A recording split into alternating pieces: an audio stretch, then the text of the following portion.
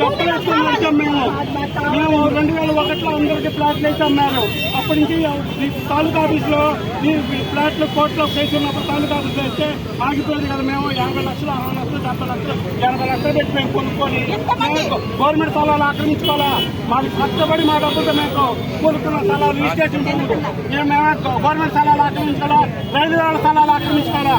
ఉదయం 10 గంటల 50 నిమిషాలకి హైకోర్టు సుప్రీంకోర్టు నుంచి స్టే వస్తే కేజీ ఇస్తే మమ్మల్ని తోటి బాధ్యంగా మా కొడకన్న మీద బుల్డోజర్ ఎక్కించాలి. అంటే మేము 70 లక్షల కోట్ల రూపాయలు పెట్టి ఆస్తులు కొనుక్కుంటామా, మేము బుల్డోజర్ ఎక్కించాలా? మేమే తప్పు చేశామా? మేము గవర్నమెంట్ స్థలాలు ఆక్రమించుకుంటామా? అప్పుడంతా ఎక్కడెక్కడి నుంచి జంకొచ్చారు పోలీసు వాళ్ళని. ఇప్పుడు ఎవరు లేరే. బుల్డోజర్లు పెట్టి 400 మంది పిల్ల పాపలు రోడ్లెక్కి హాయిగా మా సమాజంలో 400 ఎకరాలు అమ్ముకోండి, 4,000 కోట్లకు అమ్ముకోండి. చక్కగా మధ్యాహ్నం చెప్పండి. 400 మంది చంపండి, ఆదాలని పిల్లల్ని పాపల్ని చెప్పండి.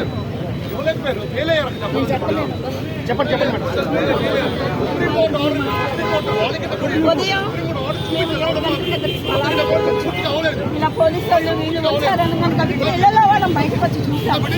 ఏంటి ఇదేంటా మాకు ఇంకా స్టే ఈ నెల డిసెంబర్ వరకు ఉంది, జనవరి వరకు లాయర్ గిరి సదాశివ శాస్త్రి జూనియర్ లాయర్ గిరి పైనుంటే రాయి ఇసిరేశాడు. ఏంటి నకలం తెంగుతున్నారా, ఇంకా దిగినట్లేదు నా కొడకల్లారా అని అంటాడా మమ్మల్ని. మేము సామాన్ సర్దుకుంటూ ఉన్నాము.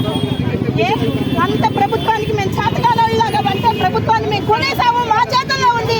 వీళ్ళు మమ్మల్ని ఏం చేయలేరు.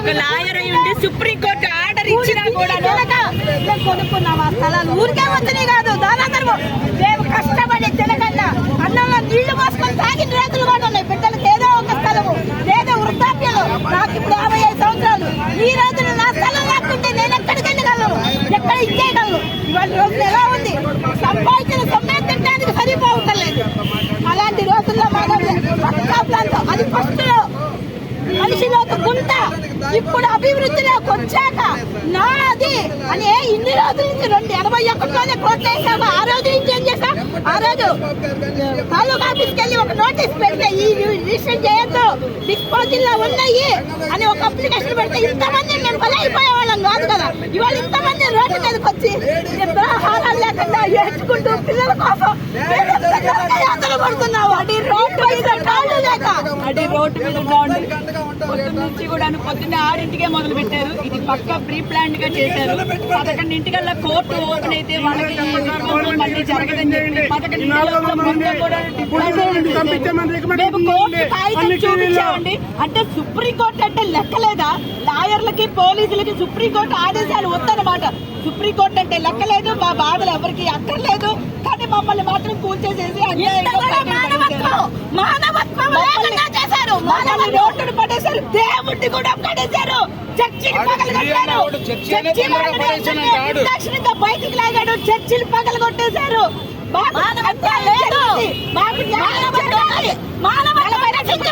ఆత్మహత్యకి సిద్ధంగా ఉంటాము. మాకు న్యాయం జరిగేది 400 మంది చంపేమని గవర్నమెంట్ కి బుల్డోజర్లు పెట్టి తొక్కిచ్చామనండి. మేము వచ్చి పనుకుంటాం మా స్థలాలు కాడ.